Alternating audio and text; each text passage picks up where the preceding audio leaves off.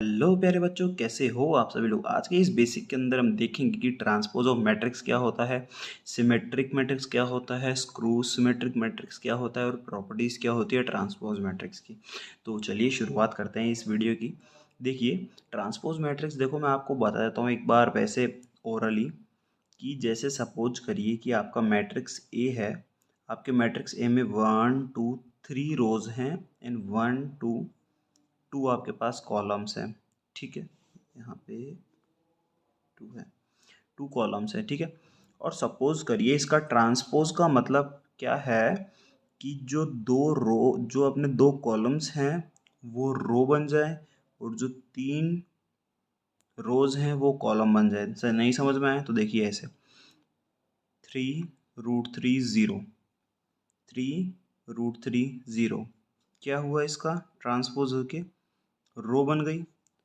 5 1 - 1/5, 5 1 - 1/5 क्या हुआ, ये भी रो बन गई। अब कॉलम चेक करो, 3/5, 3 5, √3 1, 0 - 1/5, 0 - 1/5। ये रोज थे, यहाँ कॉलम बन गए, ये कॉलम थे, ये रोज बन गई। इसी को बोलते हैं बच्चों ट्रांसपोज। आप इसको मैट्रिक्स के इसके ऊपर डैश के रूप में या फिर ऐसे ए ट्रांसपोज के रूप में डिनोट कर सकते हो। ठीक है, बहुत ही अच्छी चीज़ है, बहुत ही इजीली हो जाएगा। ठीक है, इसका एक तरीके से देखो, यहाँ पर अपन जनरल में क्या लिखते हैं, AIJ M × N = A, M × N = A is becomes A'(N)(M), यानी एन M × N क्या बन जाएगा, N × M बन जाएगा। यानी रो चेंज हो जाएगी कॉलम में, कॉलम चेंज हो जाएगा रोज में। और बच्चों इससे मैं आपको बता देता हूँ कि मैट्रिक्स के ऊपर कुछ भी फर्क नहीं पड़ता है। ठीक है, देखिए properties of transpose of the matrix, ये ध्यान रखिएगा। बस यहाँ पे जो चेंज करने का फ़र्क है वो तब तक नहीं पड़ेगा जब तक आप इसको किसी दूसरी चीज़ से मल्टीप्लाई या एडिशन वेडिशन नहीं कर रहे हो। ठीक है, तो चलिए अब शुरू करते हैं। Properties of transpose of the matrix. अब प्रॉपर्टीज क्या होती हैं, देखो बच्चों, अगर ए डैश का होल डैश करें, यानी ए का ट्रांसपोज किया, यानी मैंने इस ए का ट्रांसपोज किया इसके अंदर, और फिर मैं इसका वापस ट्रांसपोज करूंगा तो क्या होगा, देखो बच्चों वापस ट्रांसपोज करेंगे तो मतलब ये कॉलम बन जाएगा, कॉलम बनेगा मतलब ये, और ये कॉलम बनेगा, इसका मतलब कॉलम बनेगा ये, तो वापस वो क्या बन जाएगा, ए बन जाएगा। पहली प्रॉपर्टी होती है। दूसरी प्रॉपर्टी होती है कि अपन कोई भी एक्सट्रैक्ट, ये ब्रैकेट गलत लगा हुआ है बच्चों, ये ब्रैकेट बाहर का है। ठीक है, समझ गए, यानी के ए का होल डैश, यानी के यहाँ पे बच्चों अपना कांस्टेंट है, यानी कोई भी स्केलर फॉर्म है, and A is a matrix. तो इसका बच्चों क्या बनता है, के ए डैश, यानी जो ए ट्रांसपोज रहेगा उसके कांस्टेंट का ही होगा। ठीक है, यानी उस स्केलर फॉर्म का कुछ भी ट्रांसपोज नहीं होने वाला है। ठीक है, अब थर्ड प्रॉपर्टी बच्चों ये है कि ए प्लस का whole dash is equals to A dash plus B dash, यानी आप पहले मैट्रिक्स का एडिशन करके उसको ट्रांसपोज कर दीजिए, या फिर पहले उनका ट्रांसपोज करके फिर उनका एडिशन कर लीजिए, एक ही बात है। ठीक है, फोर्थ के अंदर देखिएगा, मल्टीप्लिकेशन में बच्चों ऐसा नहीं होता है कि जैसे अगर आप ए बी का ट्रांसपोज कर रहे हैं, ठीक है, यानी A × B करके उसका ट्रांसपोज कर रहे हैं, तो उसका इक्वल होगा B डैश ए डैश, यानी B का ट्रांसपोज करके A से उसको मल्टीप्लाई करना। इसका कारण मैं आपको बता देता हूँ बच्चों, अपने को मालूम है कि अगर मल्टीप्लिकेशन के अंदर जो फॉर्म है अगर वो इर्रेगुलर है तो वो एक दूसरे से मल्टीप्लाई नहीं होते। यहाँ पे ऐसा ही होगा बच्चों, अगर A × B हो रहा है तो ये ज़रूरी नहीं है कि बच्चों B × A भी पॉसिबल हो। इसलिए यहाँ पे बच्चों B डैश करा हुआ है और A डैश किया हुआ है, जिससे कि वो इजीली एक फॉर्म बना ले। ठीक है, यानी आपको क्या करना है, यहाँ पे आपको ट्रांसपोज करना है और उसके बाद इसको मल्टीप्लाई करना है। अब इसकी पांचवी फॉर्म क्या है बच्चों, जो एडिशन में होती है वही सब्ट्रैक्शन में होती है, कि आप या तो पहले आप फॉर्म का क्या कर लीजिए, ट्रांसपोज कर लीजिए और फिर उसको मल्टी माइनस करिए, या फिर पहले आप उसको माइनस करिए फिर उसको ट्रांसपोज करिए, एक ही बात है। ठीक है, छठी फॉर्म हमारी कहती है कि नेगेटिव का बाहर का टर्म है, यानी जो पहली बात थी वही वापस आ गई है छठी में। जस्ट ये है कि अगर बाहर नेगेटिव है तो वो लास्ट में भी उसका नेगेटिव ही रहेगा, ट्रांसपोज को उसका कोई भी असर नहीं पड़ने वाला।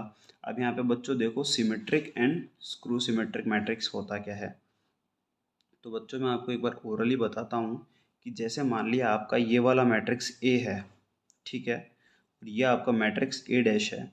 ये सिमेट्रिक कब होगा बच्चों? सिमेट्रिक का मतलब ये है कि जैसे आपने ये एक मैट्रिक्स हो गया जिसके अंदर 3 कॉलम और 3 रो है, मैं उसको एक इस तरीके से ट्रांसपोज करूं कि वापस वो ए ही बन जाए, यानी A dash is equals to ए।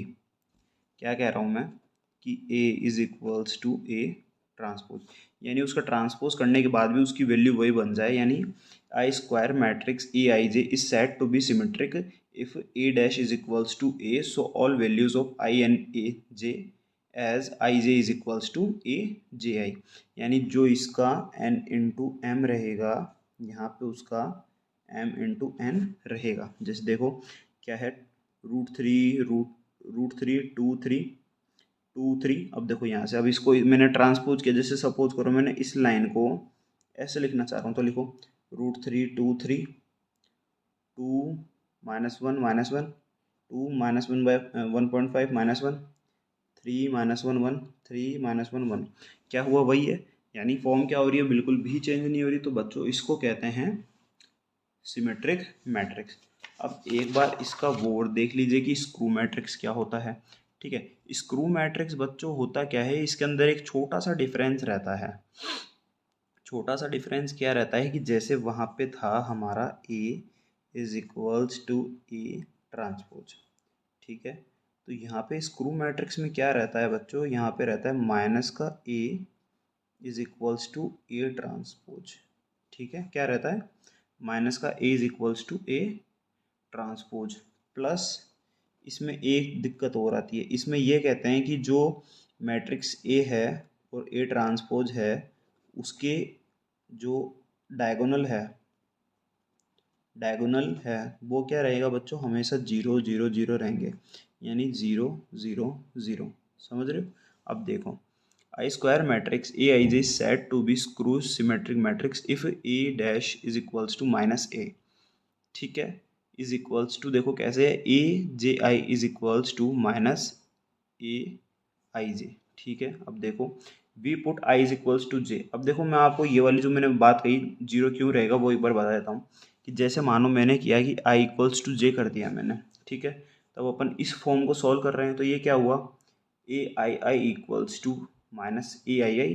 ठीक है, तो अब इसको क्या करता हूँ मैं, इसको इधर भेज देता हूँ, तो ये क्या हुआ 2ai इक्वल्स टू 0। तो ए आई आई की वैल्यू क्या आई, 0 आई। यानी अगर मैं 1 पुट करता हूँ यानी 1 1 2 2 3 3 4 4 5 5 वो क्या रहेंगे, 0 रहेंगे। ठीक है, अब देखो यहाँ पे मैंने एक एग्जांपल लिया, बी की वैल्यू क्या है बच्चों, 0 ई एफ माइनस एफ 0 जी माइनस जी 0। अब देखो यहाँ पे मैंने इसका बी ट्रांसपोज किया, ट्रांसपोज का मतलब ये वैल्यू मैं इसमें लिख दिया। देखो क्या है, 0 E minus F E 0 minus जी, यानी जो इधर प्लस थे वो इधर नेगेटिव में हो गए। अब इसका मतलब क्या है बच्चों, इसका मतलब ये है कि देखो ये आ गई अपनी बी डैश, क्या है ये अपनी बी डैश। अब बी डैश लेकिन इक्वल किसके होगी, ये इक्वल होगी माइनस बी के। अब अपन माइनस बी फाइंड कर लेते हैं, माइनस बी क्या है, इसको माइनस करो।